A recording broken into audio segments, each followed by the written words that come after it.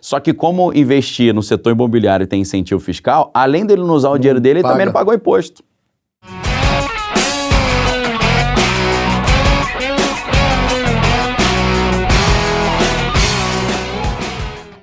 Quem se ligou que os fundamentos da economia venezuelana estavam ruindo e percebeu isso nos anos 90, o que o cara fez?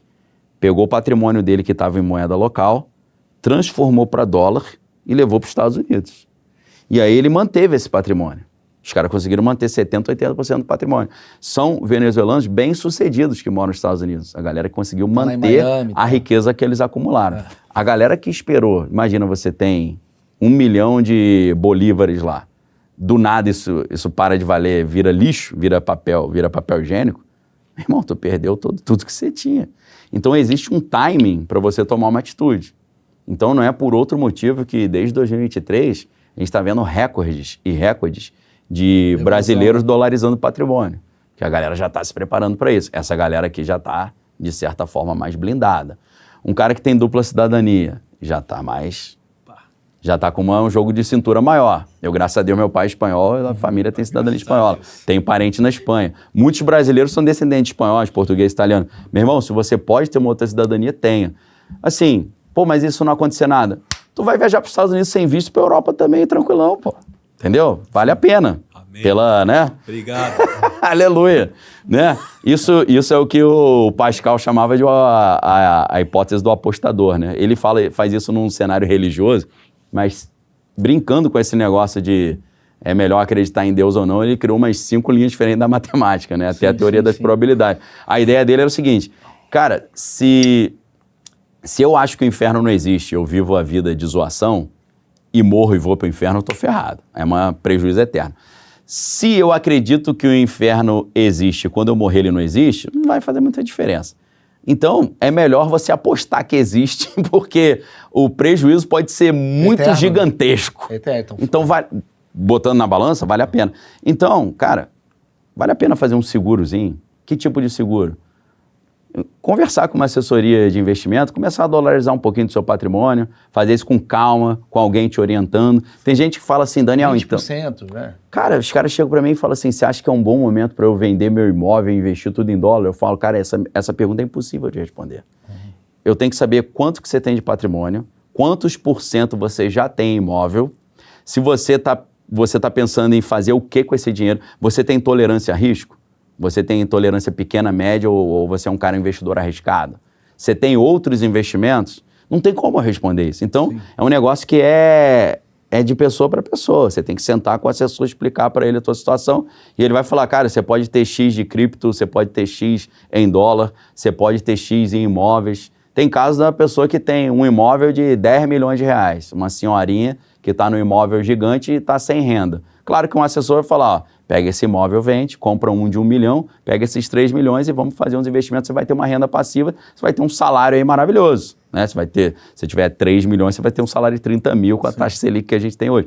Então, depende muito do caso, mas tem várias coisas legais para fazer. Né? Muita coisa legal para fazer. Sim, muita coisa Sem legal falar que momento de confusão e problema e crise e volatilidade é a hora que o cara fica bilionário. Sim, sim. Se você tiver essa mente visionária, aí o jogo que era caótico pode virar uma coisa muito legal. Aí eu te pergunto, porque deve ter pessoas fazendo essa pergunta, você é um cara milionário porque você tem muita informação. Cara, com certeza, né? Não é bom falar essas coisas no Brasil, não, né? Mas você é um cara que você... Sim, eu aprendi, a minha última paulada foi a crise sanitária, a pandemia. Por quê? Porque eu tenho um lema que é dividido em 3 partes no meu trabalho. Falar o outro lado da informação que não está sendo falado, falar as coisas antes delas acontecerem e ajudar a galera a se preparar. Sim. Porque uma das melhores maneiras de você se proteger e ganhar muita grana é saber as coisas antes. O mercado financeiro trabalha assim. Então, cara, o que aconteceu no dia 6 de setembro de 2018, eu falei um mês antes, lá em Juiz de Fora, negócio do Bolsonaro. Você sabia que ia ter? Eu sabia não, falei, vamos tentar fazer alguma coisa para tirar ele de cena. Eu fiz 2 vídeos falando sobre isso. O que o Bolsonaro precisa fazer para ser eleito volume 1 e volume 2. Na verdade, o vídeo era o que o Bolsonaro precisa fazer para não morrer. Só que aí tava meio macabro. Pesado. Aí eu fiz o inverso, né? Falei antes. Analisei tudo que poderia acontecer. Até envenenamento, não sei o que. Eu falei, tem que tomar cuidado com isso. Falei do tiro que o Trump tomou na orelha um mês antes. Quem quiser é só botar no Google lá, Daniel Lopes é roteirista dos Simpsons. Tá o corte lá com a data. Eu falei, Donald Trump vai sofrer um atentado, vai quase morrer, não vai morrer, vai falar que foi Deus que salvou, isso vai levar ele ao segundo mandato. Falei isso um mês antes. Então, eu não faço isso, acho que eu fui a única pessoa no planeta Terra que falou que o Papa ia ser norte-americano. Falei isso antes. No dia que eu falei, me arrependi, eu dei um soco na minha própria cara. Falei, seu burro, pra que você falou isso? A chance é 0. Mas rolou. Então, quando aconteceu a pandemia, foi a última vez que eu vi a coisa acontecer antes e não me preparei. Eu estava estudando muito investimento, principalmente o mercado de opções, put, né, que é uma coisa louca que eu nunca tinha imaginado quando era mais novo. É que eu achava que você ganhava dinheiro no mercado comprando ações baratas e quando ela valorizava você ganhava dinheiro. Sim. Eu não sabia que você ganhava dinheiro quando a bolsa cai, que é o tal da put, né? Que é você fazer uma venda descoberta. E eu estava estudando muito isso. Eu falei, cara, se tiver uma pandemia... Vai cair tudo. Vai cair tudo, dá para ganhar uma fortuna com put. Só que eu não sei fazer put. E eu não quero aprender a fazer porque eu já me convenci que eu não preciso e não devo saber tudo. Tem coisa que eu vou chamar um especialista, vou terceirizar. Porque um tempo atrás eu achava que eu tinha que aprender a fazer todas as coisas. Eu tinha que virar um especialista em put, em pozinho, como os caras chamam, né? Então, comecei a estudar o Luiz Fernando Rocha, que é meu amigo hoje, né? Que era especialista nisso. Tava estudando ele pra caramba. Aí, falei, cara, no dia 20 de janeiro, conversei com vários médicos aqui em São Paulo, só de hospital top, meus amigos médicos. Falei, cara, eu acho que esse negócio tá começando na China, vem pro mundo todo. Não, isso é uma coisa local, não sei o quê. Eu falei, vem pro mundo todo. Falei no dia 20 de janeiro, tá meu vídeo lá no canal. Expliquei de onde veio, o que aconteceu. Tudo que eu falei em 2020, agora em 2025. Aí eles estão falando, não, realmente foi desse jeito. Eu falei, pô, tô falando isso há 5 anos. Só que aí o que aconteceu? Chegou dia 27 de fevereiro, teve o primeiro caso, 27 de fevereiro de 2020, primeiro caso confirmado aqui no Brasil. Depois, em março, fecharam tudo, começou o lockdown. A bolsa caiu pra caramba, teve circuit breaker, né, que eles fecham a bolsa. E eu só não me ferrei muito porque a minha carteira que eu montei sozinho já era uma carteira meio defensiva. E eu tive uma sorte que eu tinha investimento muito em fundo imobiliário, que era fundo imobiliário de laje corporativa. O que é isso? Prédios de escritório. Essa parte se ferrou na pandemia porque surgiu o home office. Todo mundo que investia em escritório foi pro brejo. Essa parte, cara, por uma sorte eu tinha vendido. Eu já tinha trocado. Eu mantive muitos fundos imobiliários de galpão logístico. Galpão logístico se dá muito bem numa pandemia, porque e-commerce começa a bombar, o cara não sai mais de casa, compra tudo na internet, e aí o estoque ficou tudo nos galpões logísticos. Então, me dei bem, eu perdi assim uns 20% da carteira, depois ela recuperou. Mas eu podia ter ganhado uma fortuna se eu tivesse feito a put. Só que eu fiquei numa atenção tão grande à notícia que eu não dediquei nem um minuto do meu dia para conversar com um especialista sobre put. E aí, quando tudo caiu, eu cheguei para minha esposa e falei, pô, conheço uns caras que ganharam 1 milhão em um dia com put. Aí ela virou para mim e falou a parada que mudou minha postura. E por que você não fez isso? Você falou antes que todo mundo que isso ia acontecer. Eu falei, pô, dei um mole, né? Preciso encontrar uma galera que me ajude nessa área. Sim. Porque eu não posso ser um jornalista, analista geopolítico macroeconômico, ao mesmo tempo ser um especialista em mercado financeiro. Claro, claro. E aí eu me aliancei a alguns especialistas e aí acabei virando sócio de uma empresa chamada Move Investimentos, onde a gente tem carteiras de investimento que ajudam o cara a se proteger e, quem sabe, se dar benzaço se o negócio der zebra. Der zebra. Caramba, cara. Porra, nessa tua visão, então, não sei que momento o cara tá vendo isso daqui, às vezes não tá nem vendo, porque acabou o YouTube. Ou então acabou o mundo também, né? Jesus voltou. Eu queria fazer uma pergunta. Faz. Eu sinto que você fala com um público muito especial. Um público que tem grana.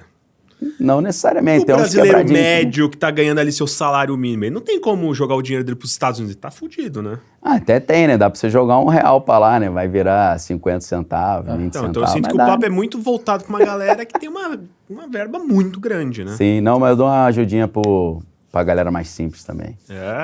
Claro, quer saber o que é? Porque, por exemplo, eu sinto que numa situação dessa, o pobre 90% da população vai pra merda. Vai se ferrar. Mas o que eu tô fazendo é tentando ajudar essa galera a dar a volta por cima enquanto dá tempo. Como? O cara mudar a primeira mentalidade dele. Qual que é a mentalidade padrão nossa? Não vou falar, as pessoas têm condição, né? Um pouquinho. Vai pra escola, vai pra faculdade, arruma emprego, se aposenta. Isso aí, cara, Steve Jobs me ajudou muito nisso, cara. Tem a entrevista dele novinho ainda, e ele falou, cara, um belo dia, eu pensei assim, olha, essa vidinha que botaram pra nós foi escolhida por pessoas que não são nem um pouco mais inteligentes que eu. E quer saber de uma parada? Eu não vou seguir essa regrinha não, vou fazer as paradas do meu jeito. E foi com esse racional que o cara revolucionou 5 áreas diferentes, né? O cara, junto com o Steve Wozniak, qual é a ideia? Pôr o computador na caixa que tu enfiava um disquete e tirava. Ele falou, por que a gente não pega essa caixa e mistura a máquina de datilografia e a televisão? Os caras tiveram a ideia do Apple I botar um teclado e um monitor, pô. Os caras tiveram essa ideia. Porque ele falou, não quero que o computador seja apenas isso. Vamos fazer um negócio mais legal, que você digita e você vê uma tela. Esse cara depois ajuda a criar a Pixar e faz o cinema de animação, que é o mais lucrativo hoje. Depois ele cria o iPod, que revoluciona a música. Depois ele cria o iPhone, que revoluciona a telefonia. Pô, o cara revolucionou tudo com esse racional.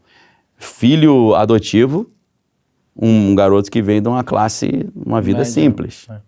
A gente tem hoje o maior investidor na Bolsa de Valores brasileiro, o Luiz Barsi Filho. O cara era filho de espanhóis, por isso que eu me identifico também um pouco, né? Porque eu sou filho de espanhol também. O cara que era engraxate. Até o dia que ele começou a estudar investimento e tal, hoje é o cara multibilionário. Então, assim, essa ideia de que investimento é coisa para rico é mentira. Porque, inclusive, tem uma história mais legal ainda, ou tão legal quanto, o Luiz Barsi Filho, ele comprava ovos na feira. E ele conheceu um cara lá chamado William Voller. E ele chegou para esse cara um dia que tinha um mercadinho de ovos, e o nome da banca dele era Rei dos Ovos, né? E aí, ele falou, cara, você vai ficar a vida inteira vendendo ovo? Ele falou, vou, pô, foi o que eu aprendi a fazer com meu pai, pô. Ele falou, por que você não investe? Ele falou, eu não faço a mínima ideia como é que faz isso. O Luiz Barsi patrocinou, bancou para ele uns cursinhos de investimento. O cara hoje é multimilionário, pô. E ele tem um canal lá que é Dicas do Rei. Era do Rei dos Ovos, né? Agora é Rei dos Investimentos. O cara é vendedor de ovo na quitanda, meu irmão. Então, ele assim... aplicou, né? Mudando esse mindset já facilita. Outra coisa, você pega um livro lá do Robert Kiyosaki, Pai Rico, Pai Pobre. O que ele vai falar? Cara, o cara começa a ganhar dinheiro, em vez dele investir em ativo, ele investe em passivo. Em vez de ele investir em coisas que vão dar mais dinheiro, ele investe em coisas que só gasta dinheiro. Carro, casa, só coisa que vai te dar despesa. E você fica nesse círculo vicioso que ele chama de a corrida dos ratos. Você está sempre ali correndo e não sai do lugar, não progride, não acumula patrimônio, que você está sempre endividado querendo aumentar seu padrão de vida. E ele começa, aí ele dá uma explicação que para mim também mudou minha vida, quando ele falou assim, cara, eu sou bilionário e eu fiquei bilionário sem botar R$1 do meu bolso e sem pagar imposto. Falei, aí ele começa a rir, aí eu fiquei com raiva, falei, filha da mãe, né? Tá tirando onda com a nossa cara. Mas tudo com aplicação... Pô, aí eu pensei, como é que é esse caminho aí? Cara, comida e casa, um país tem que ter, senão o povão entra um caos, né? O povo começa a reclamar. Essas duas coisas, habitação e alimento, então os governos incentivam com isenção fiscal, né? Se você investe lá, pelo menos até então, no momento que a gente está gravando, isso muda toda hora. Se você investe numa letra de crédito imobiliário, numa letra de crédito da agricultura, você não paga imposto, porque o governo incentiva esse tipo de investimento. Lá nos Estados Unidos, melhor ainda. O que ele fez? Ele montou uma empresa, aí ele pega o dinheiro emprestado, constrói casa. Aí esse dinheiro, que esse empréstimo que ele tem que pagar, ele não paga. Então ele constrói a casa com o dinheiro que não é dele e ele paga esse empréstimo com o dinheiro do aluguel da casa. Então ele já ficou rico sem usar o dinheiro dele. Só que como investir no setor imobiliário tem incentivo fiscal, além dele não usar o dinheiro dele, ele também não pagou imposto. Puta merda, entendi. Então é um mindset a parada. Aí tem vários livros legais sobre isso. Trabalho 4 horas por semana, do Tim Ferriss, Organizações Exponenciais, o livro Dinheiro Domina Esse Jogo, do Tony Robbins. Eu sempre fui da área acadêmica, mas filosófica e tal, meu mestrado e doutorado são linguísticos. Eu sempre tive, assim como meus colegas da academia, nojo de livrinho de finanças, de fique rico. Eu achava que isso aí é parada para enganar bobos, só somebody love. E então, por isso eu montei um plano de carreira para mim, que era assim, cara, eu vou ser professor, e vou me aposentar sendo professor universitário, por isso eu vou fazer minhas três graduações, mestrado, doutorado, vou ganhar um salário. Ganhar salário significa vender hora de trabalho. Sim. Vender hora de trabalho tem um teto, porque o dia só tem 24 horas. Você só pode tentar aumentar o valor da tua hora de trabalho, mas também é difícil fazer isso. Até o dia que eu falei, cara, por que eu não começo a empreender e não depender de patrão e ter um teto infinito para ter margem infinito, lucro infinito? E aí eu comecei a me desvencilhar, me libertar dessa mentalidade pequena, né, que você só vende horas de trabalho. Você fala, cara, eu posso empreender. Aí entra a fórmula do lançamento do Jeff Walker. Jeff Walker é um cara também que eu estudei. O nome do livro é esse, A Fórmula do Lançamento, Jeff Walker. A história dele é incrível. Vou contar rapidão. Ele era um cara que trabalha no mercado financeiro, aí foi demitido. Aí ele combinou com a esposa é engenheira, ele falou assim, ó, vou ficar em casa com as crianças, você trabalha. E ele ficou ali, né, o stay home dad, que se chama nos Estados Unidos. Só que chegou um dia, depois de alguns anos, a esposa dele chegou e falou, você vai ficar a vida inteira em casa cuidando das crianças? Eu tô precisando de ajuda também, cara, você tem que botar dinheiro em casa. Aí ele falou, acho melhor começar a fazer alguma coisa.